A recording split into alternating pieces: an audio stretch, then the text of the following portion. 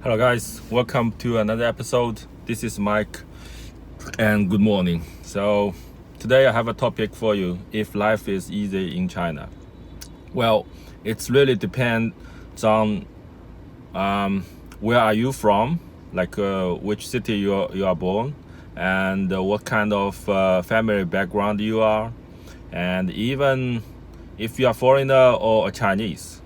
So, first.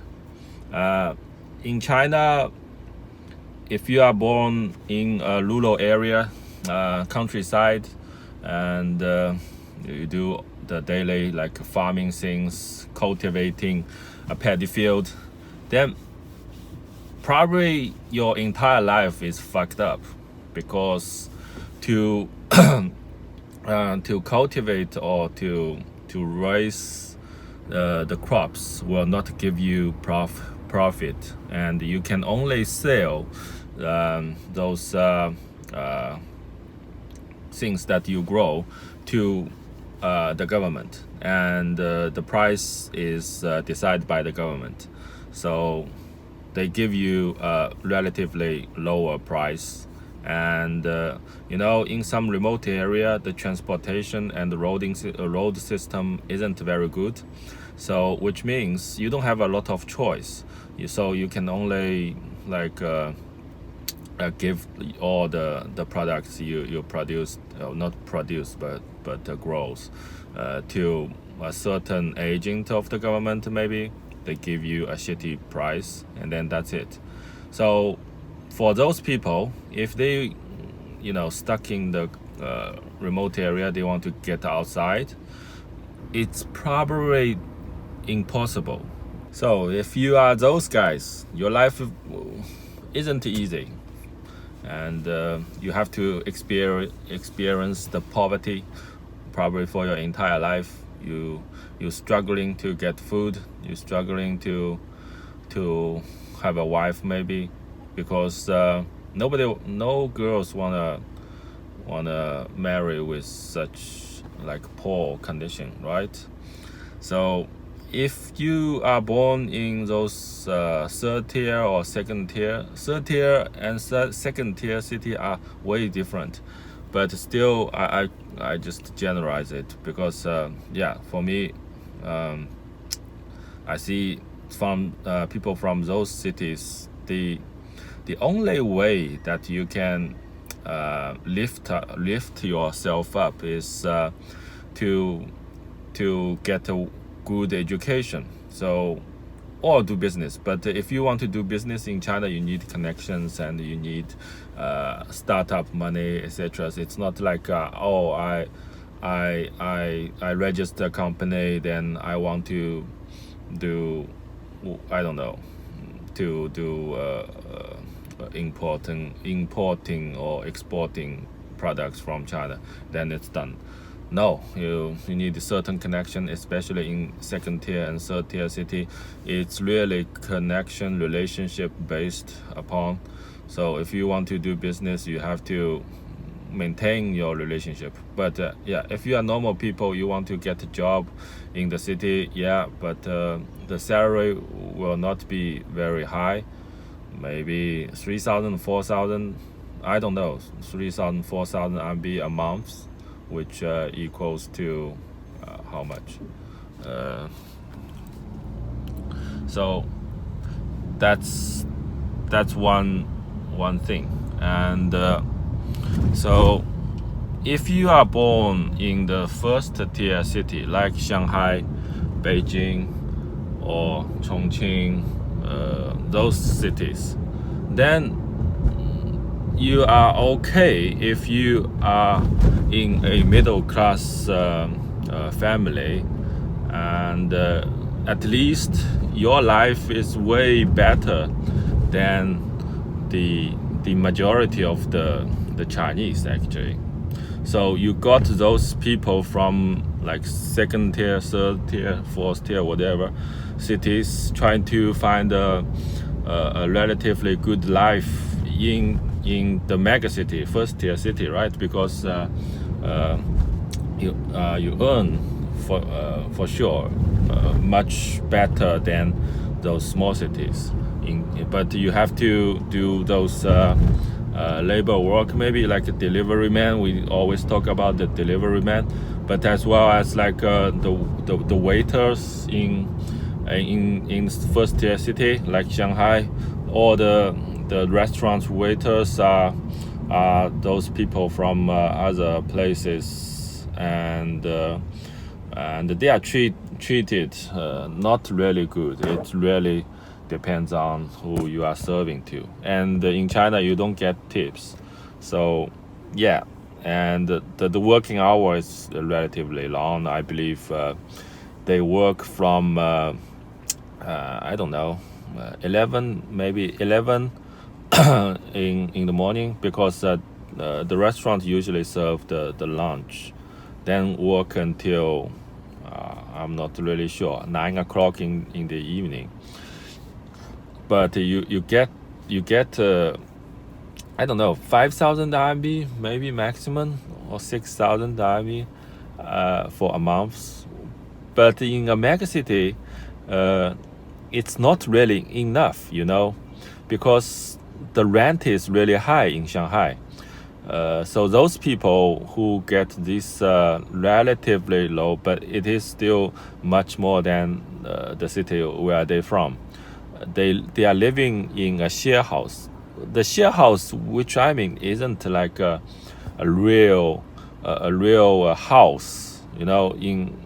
In Western country, like in Australian, I do share house with my classmates, but it's a real house. Like everyone has its own room, and you share a canteen or a living room. But in China, I have to. Sorry, I'm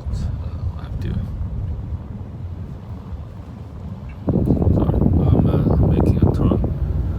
So in China, you are sharing an apartment with all those farmer workers. So you got a 20 square meters or 30 square meters apartment actually.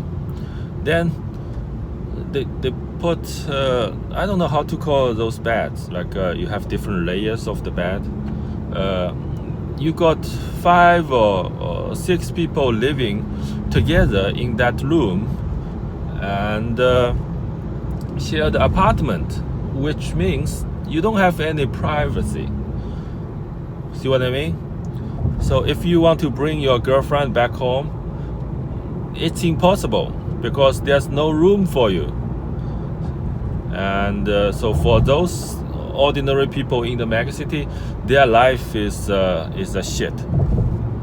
They still earn a little bit of money, or everything they do is they save up. They save up their low salary and send it back home to make their family living better, or even build a house back home, because with the money that you earn in the megacity, you still can buy a better life in small city. So that's the people in the megacity.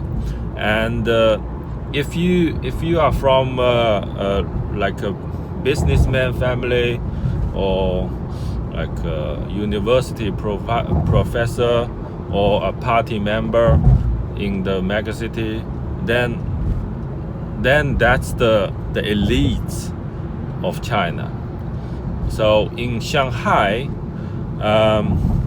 if you want to buy an apartment, let's say, because it really depends on which part of Shanghai that you are living at. So let's say, because nowadays in the center of Shanghai is really expensive. The apartment maybe cost you like for I don't know, 10 millions or 20 millions even RMB for one maybe 100 square meters big house. But let's say you are not going to living in the center of Shanghai, but you still living in Suburb maybe, because we do have like ring roads. So in the ring roads, you are living in between the middle ring roads and outer ring roads. So then that will cost you at least 6 million RMB to find to buy apartment, maybe 80 or 90 square meters big. It really depends on the situation, but it's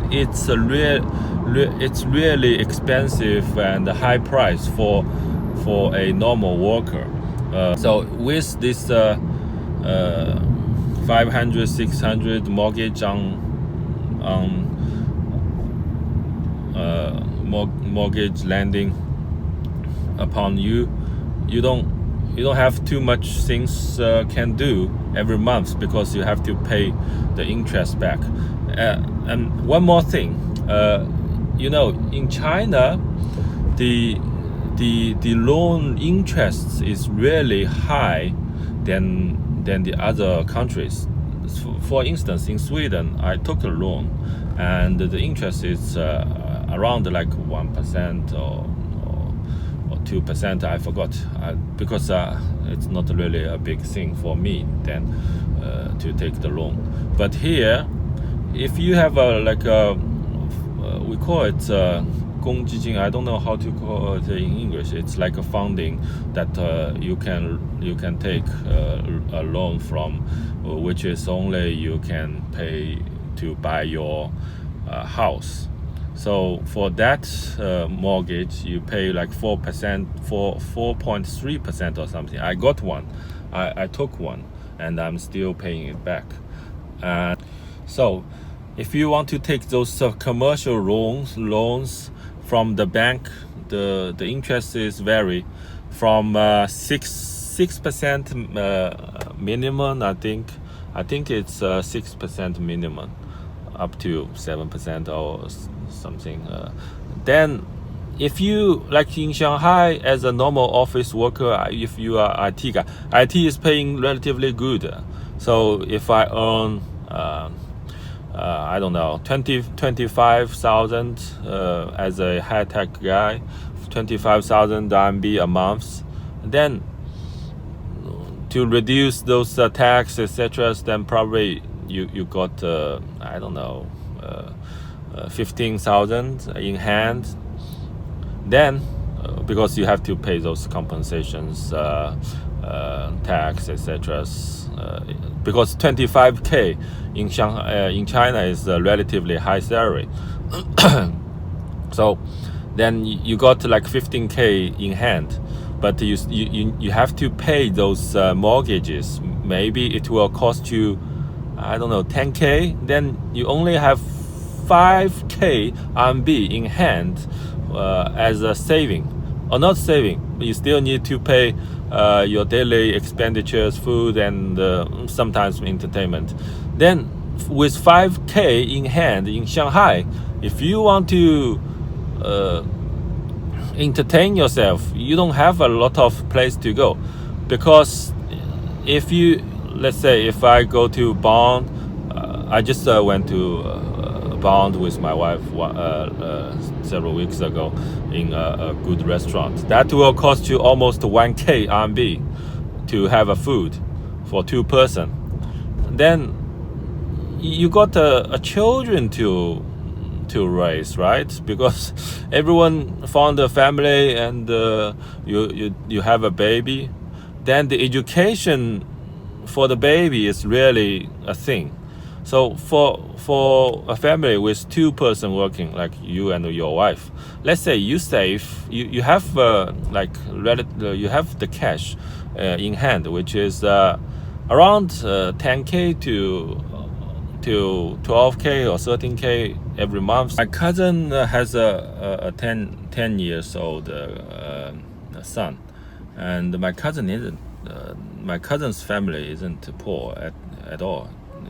They living in the center of Shanghai, and because my family, sorry, I don't want to brag my family, but so she has her son which is 10 years old, need to study English, learning pianos, and she wanna her son to go to a relatively good primary school, right? Because in China you have like public school, private school, which some Barnes told. But for the tuition fee in those places is ridiculously high. I think she told me for one semester it costs around maybe 50k to 80k. I can't really remember the number, but it's ridiculous. It's not like Sweden. You have a baby, it's all free, right? Yeah, I know in America maybe it's also not free, but that's the life in that's the life in megacity. Because in American maybe it's also expensive, but you also earn way more than China, right? Because 25k a month for an IT guy is a high salary compared to the majority normal jobs, even like those. I think you can only got those financial guys are earning much way better than the IT guy. But anyway, so life is still not easy if you are middle class in China, right? So yeah, I'm just doing a casual talk